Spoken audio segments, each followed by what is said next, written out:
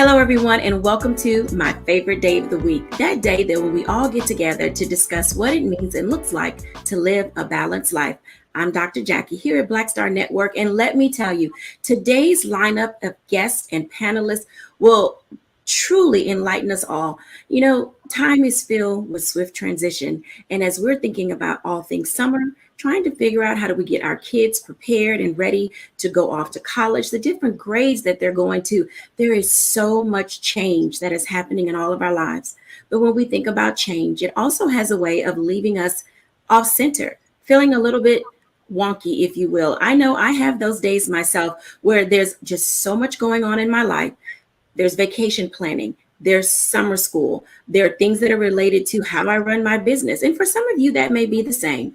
Today, our guests will enlighten us on what it looks like to live a balanced life as we all make these various summer transitions.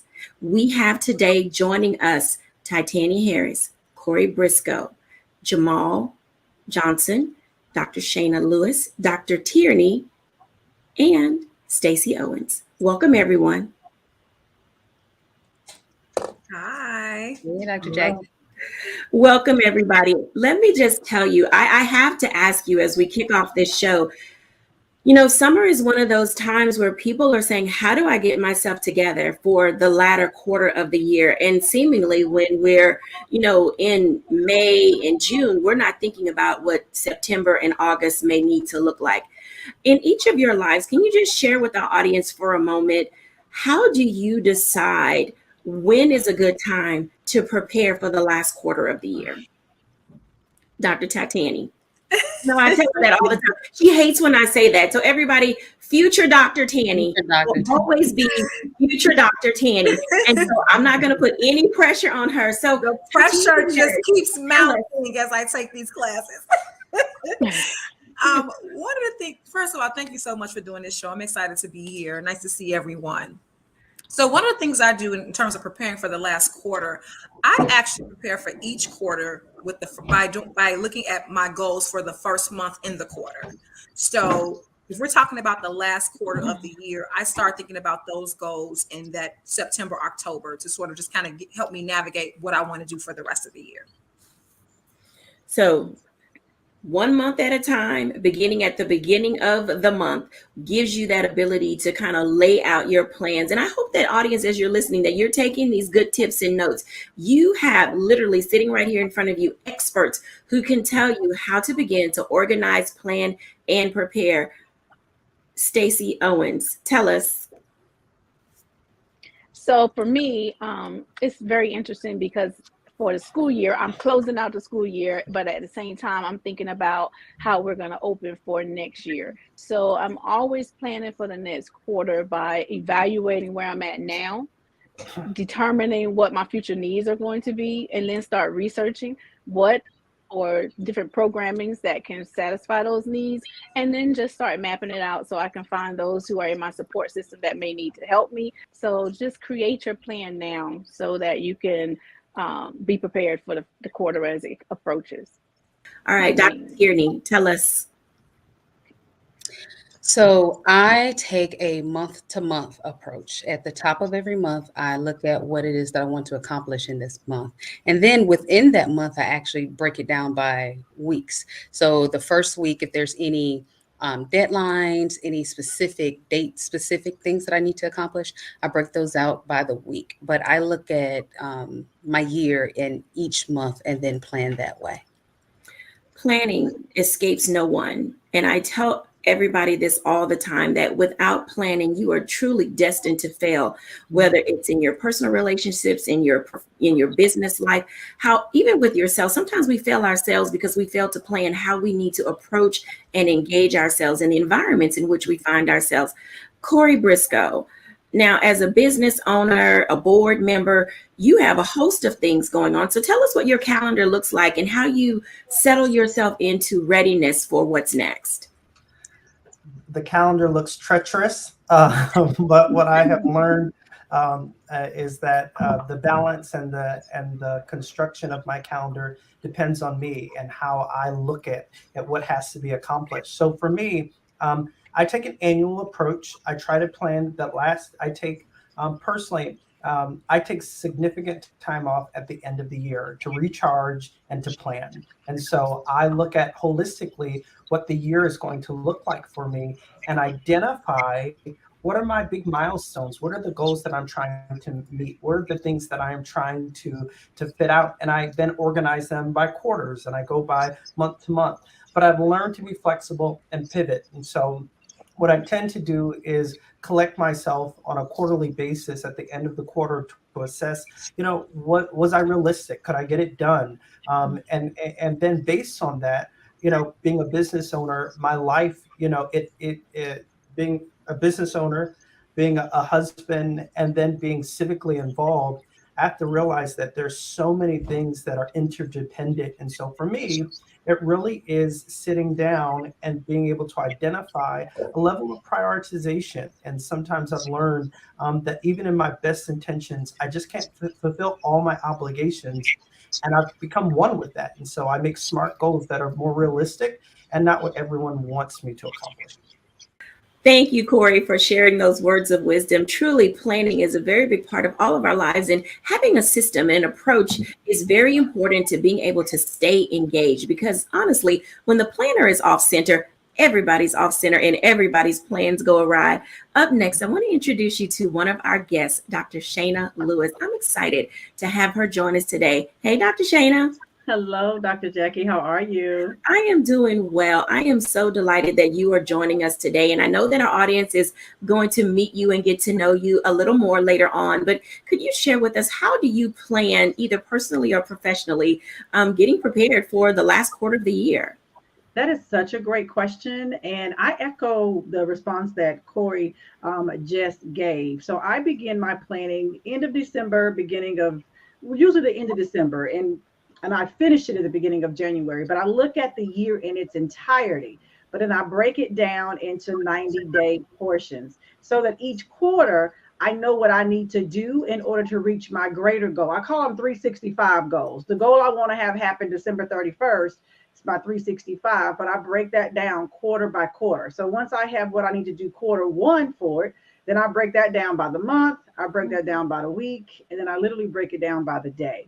And then I do that for each quarter as I go. So the fourth quarter, I already know that's going to be the end of whatever I've been working on. If it's a year-long goal, with some of them I may finish before the year is over, but especially for those that take a longer time to accomplish, I've been working on it all this time. So it's really already prepared and set up for me, and I track it. That is one of the things that I think is extremely important in our planning, is that we track our progress. I created an entire 90-day tracking journal for that purpose, because what we do not measure, we do not meet usually. So we have to make sure that we're tracking it. So for me, the planning piece and the tracking piece are the two most important parts of preparing for any quarter, but especially as we prepare for the end of our year. Thank you so much for sharing that. Did you guys catch those words of wisdom that she just gave? Honestly, planning is a process. There is an art and a joy to balanced living, and being able to do so also requires you to understand who you are, where you're going, and what works best for you. Our next guest, which I can't wait for you guys to talk to him, Pastor Jamel Johnson. Welcome, sir. Hello, how are you doing? Thank you for having me, Dr. Jackie. I am delighted that you are here. Now, you're going to tell us a little bit more who you are later on in our show, because I'm excited to have a one-on-one with you. But in your work as a pastor and you're planning for your personal life and for your family, what does that look like for you? Because oftentimes people think the pastor's work is only at the church, and we all know that not to be true. Right. And I actually echo everyone's sentiment. But there are two words that I will pull and extract from everyone's response. Smart prioritizing. Smart prioritizing. One of the things in being a pastor, I'm on call 24/7. I wish it was just Sunday morning, but I'm on call 24/7. So there are some things that I may have in the book that may have to be erased or moved around, especially considering how life events can alter our daily schedule. But then being engaged in the community. I teach a class at HPD, sit on several boards. I am the executive director of our nonprofit, The Fulfillment Project. And the summer, is actually when we host our largest outreach event. So for me, it's really about having smart prioritizing, identifying the things that are important. Once I identify those things that are important and need my hand specifically, then those are the things that I dial in on. And a big thing in being a pastor is delegating. I think that that helps me be able to be as effective as I can be, and ensuring that there are some team players that wear the same jersey that I do that can go out and help me meet some of those things, those responsibilities that I have to meet on a daily basis. Did y'all hear that? I think that there's a quote that says, if you want to go fast, go alone. If you want to go far, go together. And today, what you've just heard are a few tips and ways in which you can discover how to balance your life by having smart goals, planning ahead, looking at your calendar a year in advance, knowing who it is that you want to take with you. But most importantly, don't leave yourself out. Include yourself in your plans so that you can enjoy the summer vacation. You can enjoy the things that you're trying to accomplish. When we come back after the break, we're going to get a little bit more specific. Some of you out there are trying to figure out how to get your kids not only through graduation, but you're trying to discover how to prepare them emotionally, spiritually, socially, coming through this pandemic to get ready for their next grade in life. When we're back after the break.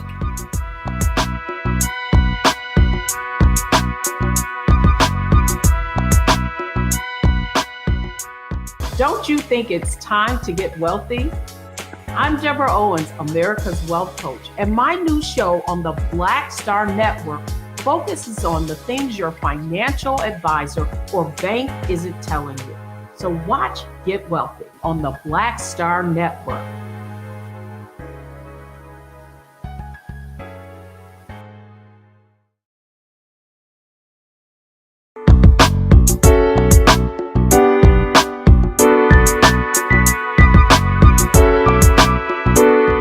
Welcome back to A Balanced Life. I'm Dr. Jacquie, and I am so delighted with the guests and the panelists that we have today.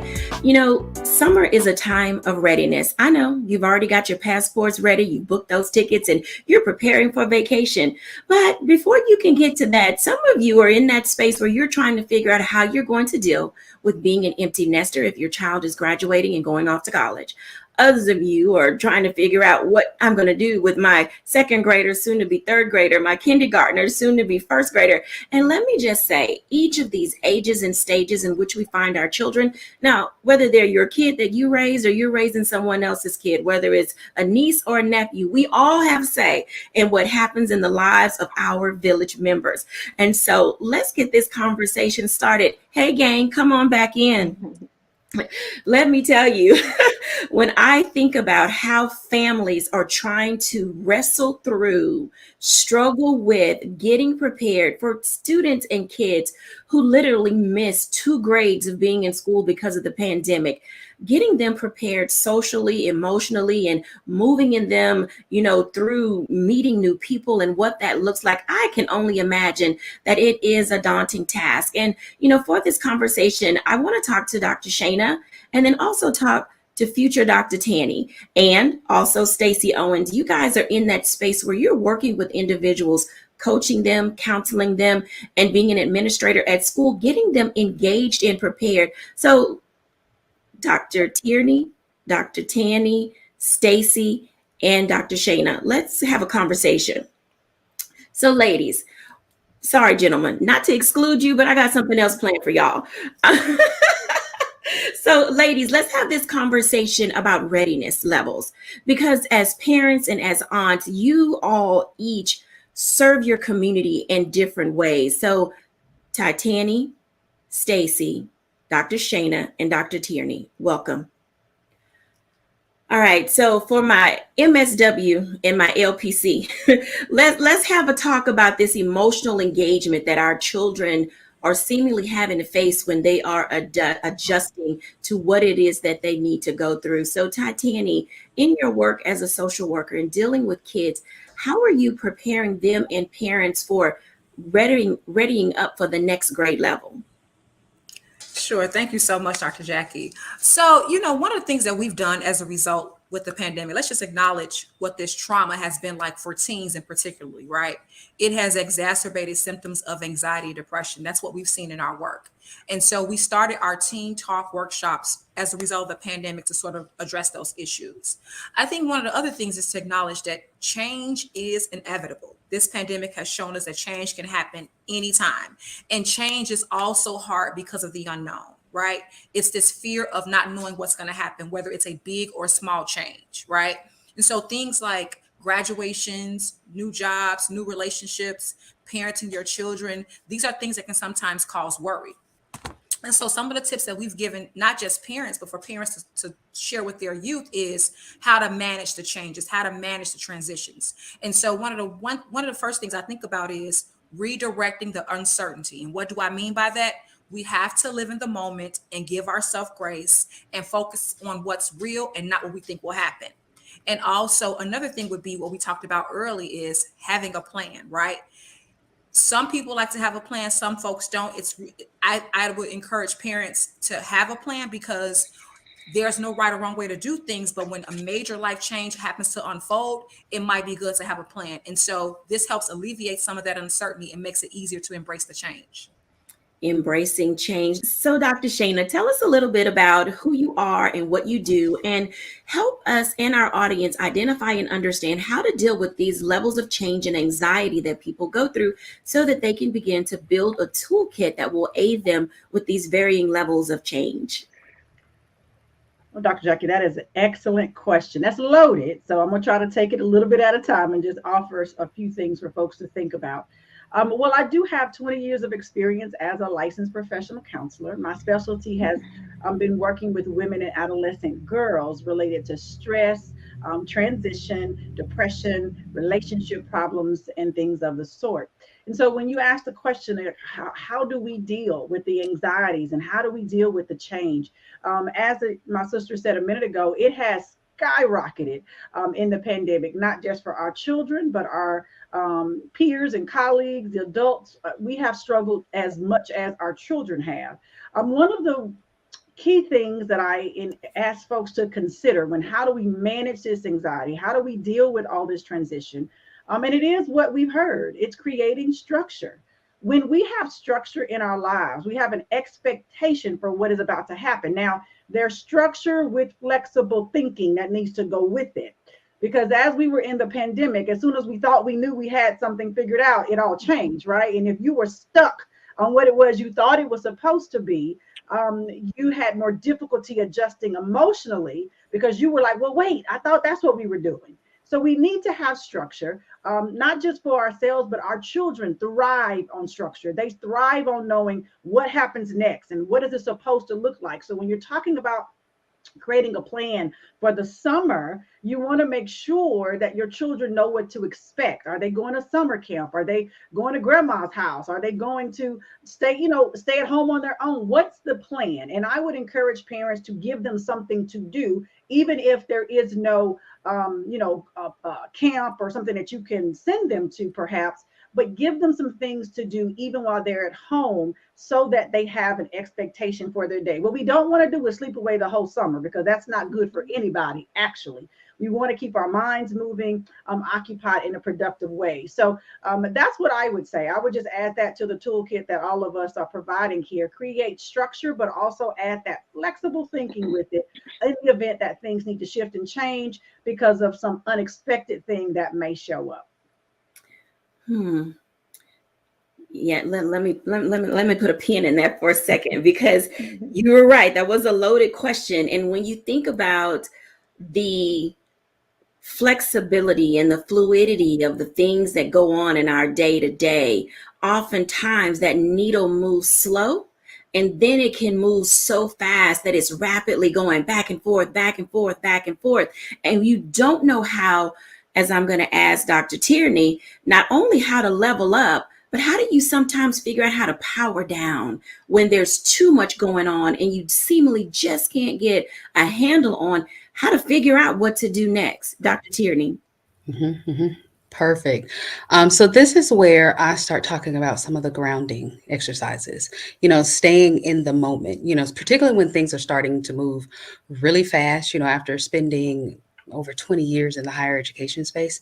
My graduating seniors, that was the thing that they really would come to me and talk to me about. They had gotten into the rhythm of the 4 years of being in college, and now I'm graduating college, and what is this? And wait, interviewing and job. Oh, wait, I have to get my own insurance, and what does that look like? And do I go back to grad school? And wait a minute, my parents said, and and so it can happen really, really, really, really fast. So doing those grounding, activities, being in the present, not looking too far in the future, but looking at where you are right now, and just taking an assessment of what you need in this moment, practicing that gratitude piece, acknowledging everything that you've learned over the course of these past few years, and using that to help to secure you, that what to do when the next thing comes, even if you don't know what that next thing is, that you have that capability there, that whatever it is, you'll be able to handle it.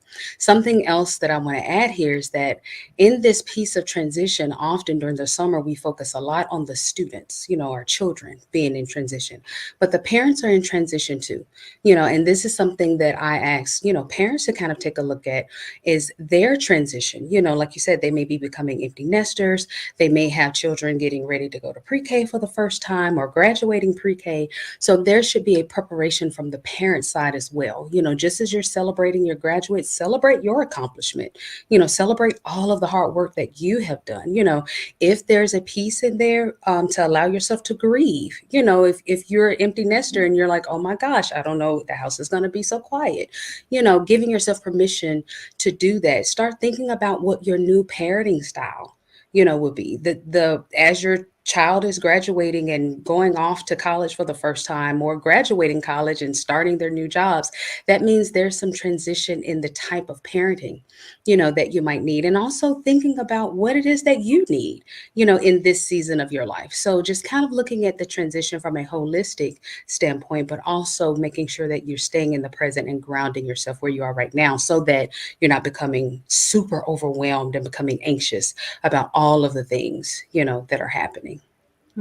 All of the things that are happening. Stacey Owens, now let me just say, as you work with your teachers, as you work with administrators and the students and the parents at your school, you have the ability to see whether or not a child is at the space that they need to be in, and they're ready for first grade, they're ready for second grade. And you're in a unique position. Something that most of us have no knowledge about is how these kids came to school in the pandemic. Some of your kids may have come from another school and they were out for a year or 2 years, and then some of the kids stayed the entire time. How do you help them adjust and adapt, Stacey, to moving from grade level to grade level, and establishing for them some type of a grounding or a baseline to say, I can make it in third grade, I can make it in fourth grade, and giving them the skill set and the confidence that's required as they move through life? So I like to say we should be proactive so that we don't have to respond from a reactive state. So for us, as our students transition from grade level to grade level, it's pretty much having those conversations about those social and emotional conversations about what to expect at the next grade level. We like to make sure we prepare them for any conflict resolutions, like, can you solve problems? Can you identify? You're going to be working with different peer sets at different academic abilities.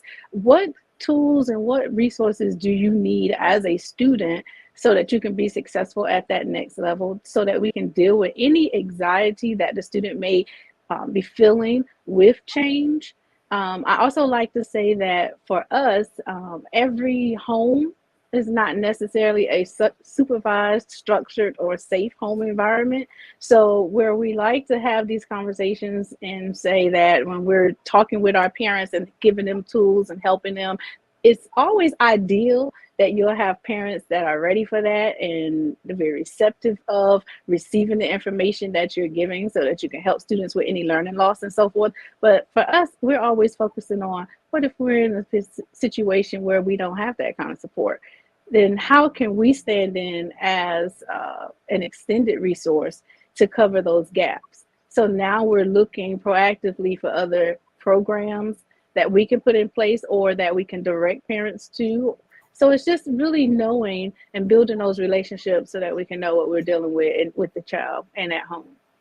Thank you for sharing that, because there's both the internal and the external opportunities as we think about what summer is going to be like for our children. Some of you will have your grandkids, some of you will have your nieces and nephews, others of you will be going away and taking trips. But as it was just stated, home is not always a stable and safe place. And we need to have time and opportunity for our children to be able to be exposed to different things. When we come back after the break, we're going to talk to two gentlemen who could probably shed a little light on opportunities outside of the home for our children to grow and advance when we're back after the break.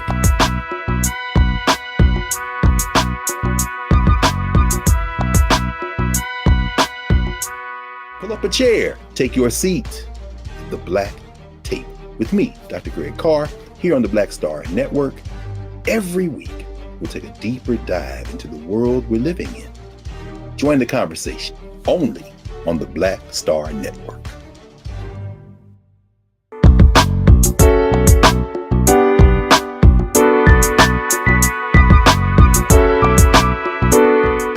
Welcome back, everyone, to A Balanced Life. And as you can tell, we are helping you fill your basket, fill your toolkit, fill your arsenal with the tools and the tips that you will need to be ready for summer. Whether it's your first summer job, whether you are trying to discover and figure out what to do with yourself or with your kids over the summer break, here is where you can find some opportunity to stay sane. I'd like to talk now to Pastor Jamel Johnson and Corey Briscoe. I am believing for certain that these gentlemen are going to be able to shed a little light on some things, because oftentimes, guys, in our spaces, we think about what moms can do. And we don't always say, what is dad going to do? What is uncle so-and-so going to do? What is cousin so-and-so going to be able to bring to the table? But you two are in very unique spaces where when we think about how do we help our children, and I'm going to start with the pandemic first, because both of you operate from a church space perspective. And there was a time when the church seemed to be left out of the conversation. And what are we going to do when we open to be able to engage our families and our children again? So I want to start with Pastor Johnson to talk a little bit about the church. Seemingly the church was left out during the pandemic, knowing when to open, what we were going to do, how we were going to stabilize our family. So Pastor Johnson, how did the pandemic work for you in the church, and now going forward, preparing our students for activity? Great question. To be perfectly honest with you, our church never closed during quarantine. Now, I know that may sound a little scary, because there's a mandate. Nobody was supposed to be in large gathering spaces, but our building closed, but our church didn't close. Mm-hmm. So I know that may be a flip on your question, but maybe a year prior to the shutdown, we actually started to engage our partners, and that's what we call our parishioners partners, to see our online campus is not just an option if you're running late, if you had to work over, but really see it as another place to have church. So in 2018 up through 2019, we really actually promoted our online experience just as if you were coming to the building. So we already had things in place. So when we were out of the building, we just told people to meet us online. And so throughout the course of quarantine, we learned how to let technology be our friend. And so we adapted so many different new ways of doing ministry, so many different ways of connecting with parents, having Zooms with parents prior to the actual Sunday, where we would coach them in how to actually have Bible study with their kids, sending them the material, and everything was electronic. So we actually learned how to embrace that space rather than allow the shutdown to embarrass us. I believe earlier there was a word that was used about pivoting. And there are so many industries. I was in a meeting this last week, and they said that young thought leaders of this generation have caused industries to pivot and change. And the lasting message was, if you aren't willing to change, you won't be existing. And so there are so many opportunities that now have been made available that were not available prior to, because so many things had to happen in a brick and mortar, but now online is available. So this summer there are entities that are getting back to the face-to-face, where I believe that families could utilize that, but there are also places that are online. Virtual experiences where a child can be inside of their home, but they can also take a walk through the White House virtually. And it could be something that the family could do together. Or here in the city of Houston, which we are blessed with such diversity and such richness, there are so many different free options that I believe families could take advantage of, that really allows a holistic approach. The museums, our zoos, I mean, so many things that were closed down during quarantine. But I honestly believe, to answer your question, it's really about being plugged in and being knowledgeable of what's around you, and then taking advantage of the opportunities that will help also foster new opportunities, new experiences, and expose your children to things that they may now grow up to be 10 to 15 years from now. Thank you for sharing that. You mentioned the word adaptability, and earlier someone mentioned the word flexibility. And then, I know one of Corey's favorite words is pivot.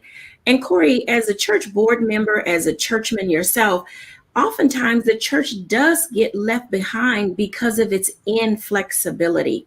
Now that churches are open and technology is here to stay, can you talk for just a moment about the advantages of having an open mind to how the gospel can lead people in a direction that can literally give them balance and sanity? I love that, Dr. Jackie, and I think the first thing is that let me go to Pastor JT and say I love how he said that. Right, our buildings were closed, but those of us that understand that we are the church have a different perspective on that. As in executive leadership in churches, and then by way of consulting, right, we have seen how this pandemic nationally has affected the church, and I would argue it has forced the church to level up and grow up. There were innovations and things that the church has needed to do for so long. And when I'm talking about the church body that we've needed to do and pivot for some time, and we haven't.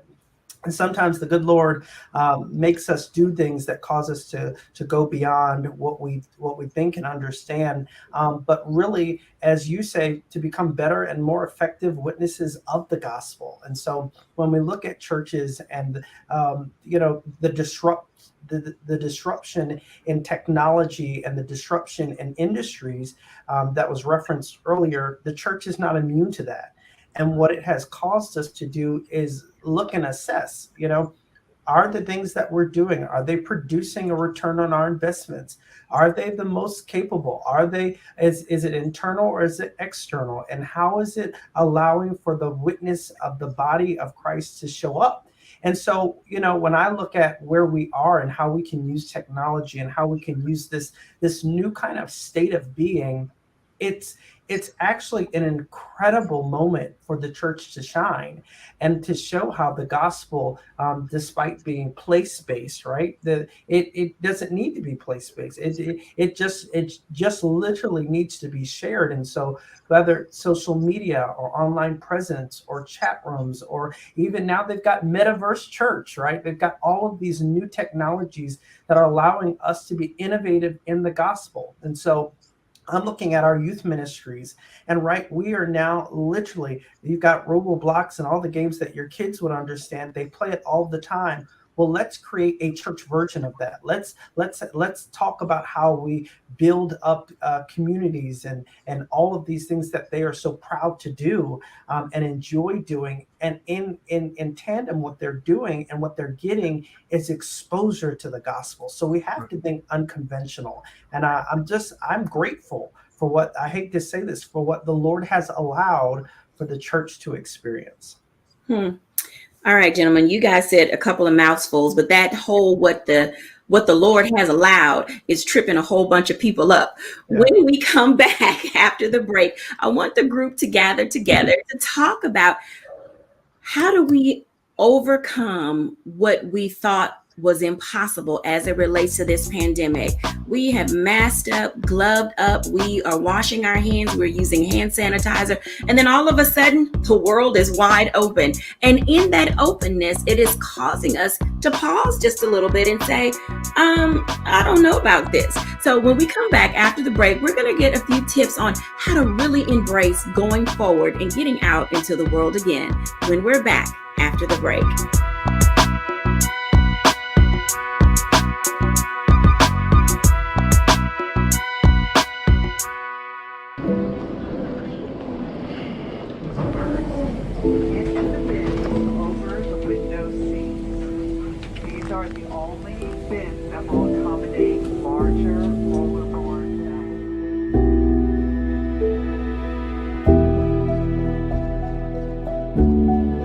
Put 10 in here? 10, and you don't come out till you die. And you eat him, you hoop 10. Oh my God. So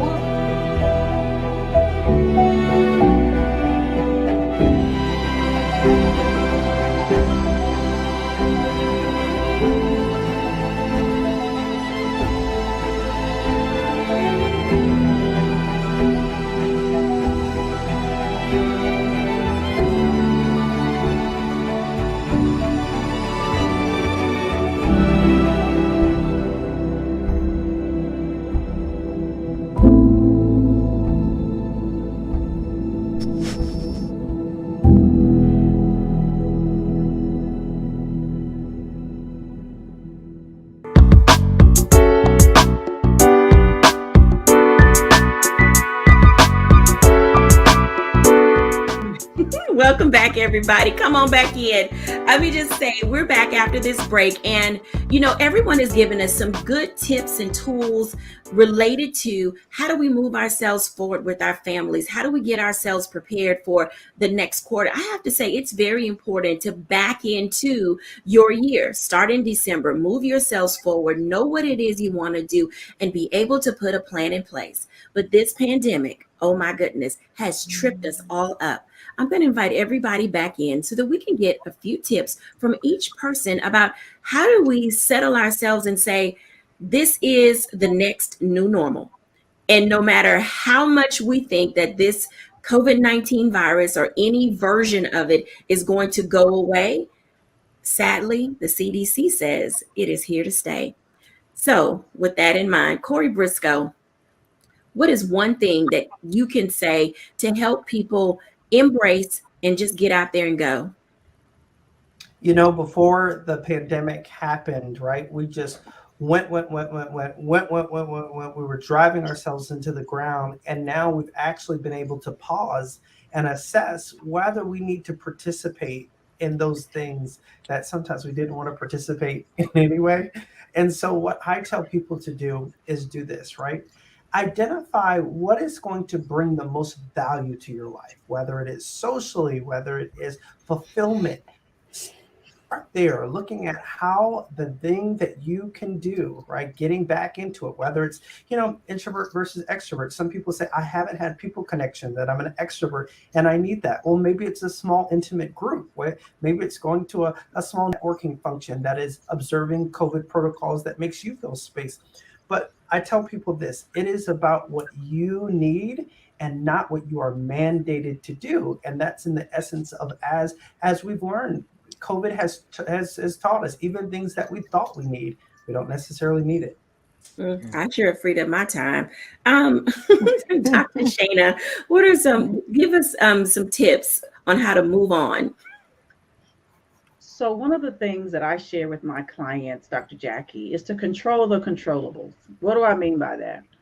There are going to be a lot of things in this world that we have absolutely no control over. And when we spend excessive amounts of energy trying to control something that we don't have the authority, the power, the resource, whatever it might be to control, we only make ourselves feel worse. We're the ones left frustrated. So at this time, when we're figuring out how do we create what life looks like now moving forward, I say figure out what are the components of your world that you do get to control and focus there. You get to decide what you do with your person. You get to decide what you do with those who are connected to you, whether those are your children or what your family decides to do. Taking care of yourself. I'm a major proponent of self-care. I encourage us to do that in order to maintain our wellness so that we can show up in this space of uncertainty that may happen. But while we're controlling the things that we can, we actually feel at more peace. We feel more secure, and we will actually feel less anxious when we focus on the things we can affect change in. So that would be the thing that I would encourage the audience to put in your tool belt. You might even make a list. I tell folks controllables, uncontrollables. The things I can't control, you yield those and give those away. And those that you can, you focus on and you do something about. So those are my thoughts. Thank you so much for sharing that. Stacey Owens. Just like my colleagues have said, you know, I believe that everyone has to take their own temperature. So first, connect with yourself and know, connect with your feelings about what getting out into the world. Everybody is saying in school now, we're back outside. What does that mean for you? And how do you feel about that? Does it entice fear? Does it entice anxiety? And then identify why, and then push through it so that you can deal with those emotions that you're feeling, and you can move past the fear of getting back out in the group of everyone. And then do what you need to do to be safe. So if you still want to wear your mask, and don't care about what other people are doing around you. If you don't want to do the things that the CDC recommend, then don't do it. But know what it is that you want to do, why you want to do, and then just keep moving. Consequences for all your actions. Dr. Tierney. So I want to dip back to something that you said, what God has allowed. And I have to pull out my my Bible here for a second. And this is where I pull up Romans 8:28. All things work together for good. Not that it is good, but as we find ourselves in this transition, the ups, the downs, the uncontrollables, the things I didn't expect, the things I wasn't sure of or didn't know that was going to happen, we have to remember that all things work together, you know, and so let that be your guiding beacon as you are finding yourselves in these transitions, making your plans, you know, maintaining your flexibility, even if things happen that were not necessarily that good or don't feel that good. Remember Romans 8:28, all things work together for the good. Thank you for sharing that. And it actually puts us, you know, in that space of saying, I need a little levity in my life. Pastor JT. Yes, ma'am. Everybody has said everything that I was going to say. So I will just say ditto, but I will add this. The pandemic taught us that it's better to be planted in soil than cement. There are so many things that we believed had to happen or had to exist, and we put cement around them and made them monuments. But we saw over the last 2 years that those monuments came down, going all the way to our favorite Sears and Roebuck. It's not here anymore. There is more online commerce that is happening than any other time before. People are not going to the mall. Amazon is coming to their house. So when you understand that there has been a shift, a worldwide shift, you will now challenge yourself to be planted in soil and then allow the tree to produce the fruit. Because the fruit on the tree is what dictates what the tree is, not the tree itself. So you just stay planted and continue to grow. And the fruit that come forth, that's going to be what's going to sustain you in this season and the season beyond. Now I want y'all to hold on to that word that the pastor just gave. Because if you missed church on Sunday, on a Tuesday, you got the word that you missed. You have to be careful about building monuments around things that were never meant to last. When I come back, I'm going to give my reflection for the day when we're back after the break.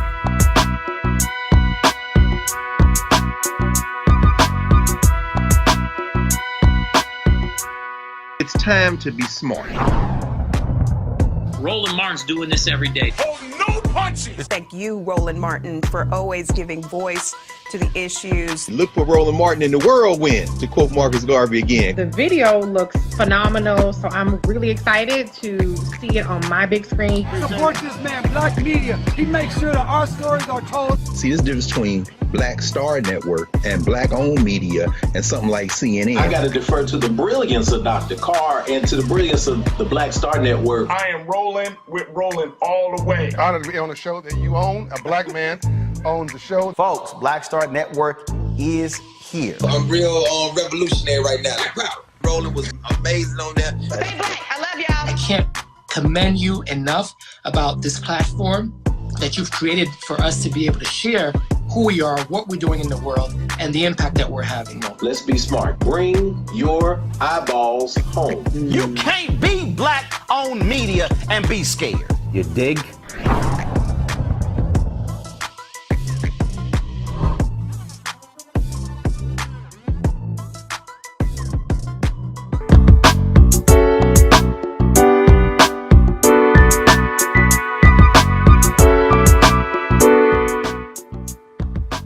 Welcome back, everybody, to A Balanced Life with Dr. Jackie. We have heard today how to gauge the temperature of our lives, discovering where we are, what we need to do, and how to move ourselves forward. We have even discovered how to guard our hearts so that we don't put ourselves out there too soon, too fast, to do too much in a season where we may need to just kind of step back and settle in. But then most importantly, how do we guide ourselves in order to be able to move forward? Each and every day, we are going to be challenged on the left, on the right, and sometimes you're going to get stuck in the middle. But I hope today that you've been given some tips and tools by our guests and our panelists on how to reach into that toolkit, figure out the things that are for you and say yes, and those things that are not for you, be comfortable with saying no. This is all a part of discovering and how to live a balanced life. Thank you, everyone, for joining us, and I look forward until we are together next time. Bye now.